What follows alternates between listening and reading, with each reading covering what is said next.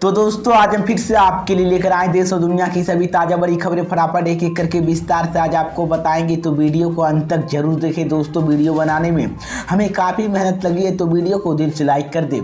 जी हाँ दोस्तों, पहली खबर में आपको बता दें कि 2024 के लोकसभा चुनाव में यूपी में बीजेपी को लग सकता है बड़ा झटका। सर्वे में हुआ बड़ा खुलासा। तो वहीं आपको बताएंगे दोस्तों कि जम्मू कश्मीर में भारत जोड़ो यात्रा की आज एंट्री। लाल चौक पर तिरंगा फहराने के बाद यहीं होगी खत्म। तो वहीं आपको बताएंगे दोस्तों कि मोदी सरकार पर भड़का सीएम नीतीश कुमार। कहा बिहार को विकास केंद्र सरकार डाल रहा है बांधा।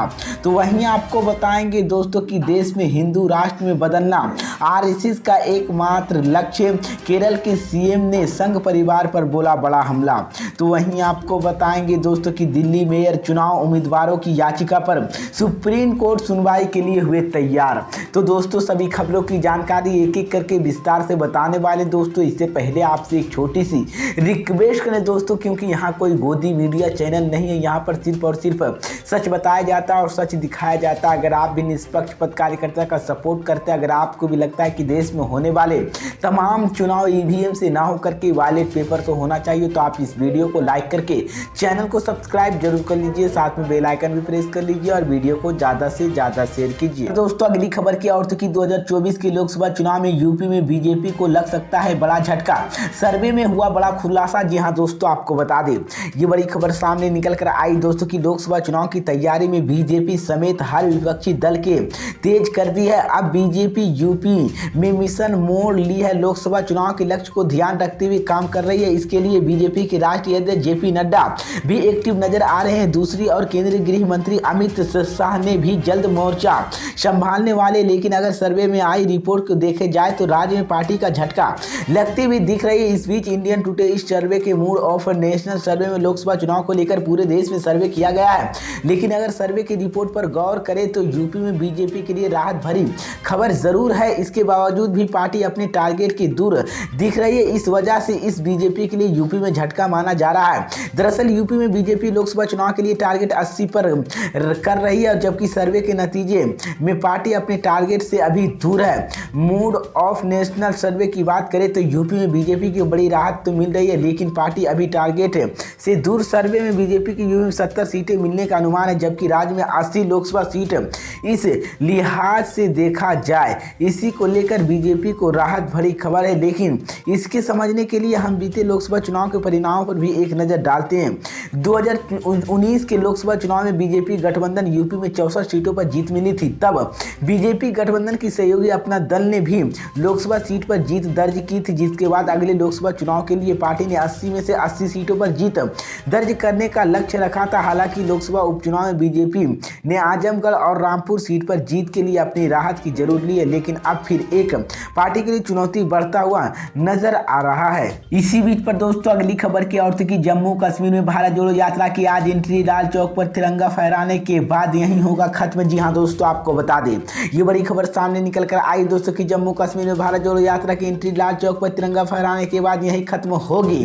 राहुल गांधी के नेतृत्व में चल रही भारत जोड़ो यात्रा आज जम्मू कश्मीर में एंट्री कर ली है। इस बीच कांग्रेस महासचिव और जयराम रमेश ने बताया कि जम्मू कश्मीर में बनी हाल के ठहरने के बाद आगे बढ़ गई है। इस बीच रामबन और बिनिहाल के बीच बारिश और पहाड़ों की पत्थर गिरने की वजह से बुधवार को यात्रा को रोक दिया गया। मौसम में खराबी की वजह से गणतंत्र दिवस पर यह यात्रा रोक कर दिया गया। अब जम्मू कश्मीर में श्रीनगर की और आगे बढ़ती हुई नजर आ रही भारत जोड़ो यात्रा आज शुक्रवार 27 जनवरी को जम्मू कश्मीर में संभाग जिले की कश्मीर में एंट्री करेगी। कांग्रेस महासचिव जयराम रमेश के मुताबिक यात्रा जम्मू कश्मीर के करीब 90 किलोमीटर तक चल चुकी है। इस बीच 30 जनवरी को श्रीनगर में लाल चौक पर तिरंगा फहराने के साथ ही भारत जोड़ो यात्रा अंत होगा। इसी बीच पर दोस्तों अगली खबर की ओर कि मोदी सरकार पर भड़के सीएम नीतीश कुमार। कहा बिहार के विकास में केंद्र सरकार डाल रहा है बांधा। जी हां दोस्तों, आपको बता दें ये बड़ी खबर सामने निकल कर आई दोस्तों कि महागठबंधन में शामिल होने के बाद सीएम नीतीश कुमार लगातार केंद्र सरकार पर हमला बोल रहे हैं। एक बार फिर से उन्होंने बुधवार को केंद्र सरकार पर आरोप लगाते हुए कहा कि गरीबी राज्यों को केंद्र सरकार ध्यान नहीं देती है। केंद्र का सबसे पहले पिछड़े राज्य के विकास के लिए कार्य करने चाहिए, लेकिन केंद्र सरकार ने कर्ज पर भी रोक लगा रखी है। इसका कार्य प्रभावित हो रहा है कि इससे पहले भी कोई भी केंद्र सरकार इतना ज़्यादा हस्तक्षेप नहीं की थी। नीतीश कुमार ने कहा कि बिहार के विकास के लिए तो केंद्र से मांग तो शुरू कर रहे हैं, लेकिन केंद्र से मदद नहीं मिल रही है और एनडीए के साथ होने के बाद भी केंद्र से मदद नहीं मिलती थी। इसके बाद भी राज्य सरकार विकास के लिए खुद के प्रयास कर रही है। केंद्र से मदद मिलती राज्य में विकास कार्य तेजी से होती है। केंद्र करीबी राज्य को मदद करने वाली नहीं, केंद्र सरकार सिर्फ प्रचार प्रसार कर ध्यान देती है। वहीं उन्होंने कहा कि बिहार में विकास के लिए तो राज्य सरकार हर संभव प्रयास कर रही है। इस बीच रोल बजट के सवाल पर नीतीश कुमार ने कहा है कि रोल बजट अलग होने चाहिए। अब रोल बजट के सांसद भवन में पेश किया जा सकता। सांसद भवन मुख्य बजट के लिए ज़्यादा रोल बजट पर चर्चा होती है।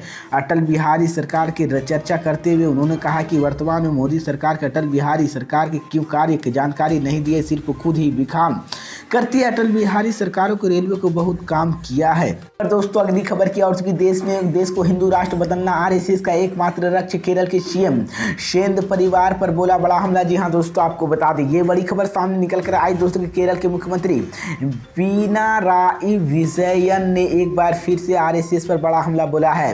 विजयन ने संघ परिवारों को मुसलमानों और ईसाइयों का सबसे बड़ा दुश्मन करार दिया है। उन्होंने इस तरह से विभाजनकारियों कार्य के खिलाफ एकजुट होने का आग्रह किया है। विजयन ने इस आरोप के बाद भाजपा की इसी तीखी आलोचना की है। विजयन ने कहा कि संविधान जो जातिगत भेदभाव और धार्मिक घृणा के खिलाफ लड़ने का सबसे अच्छा हथियार था, वर्तमान में हमले का शिकार हो रहा है।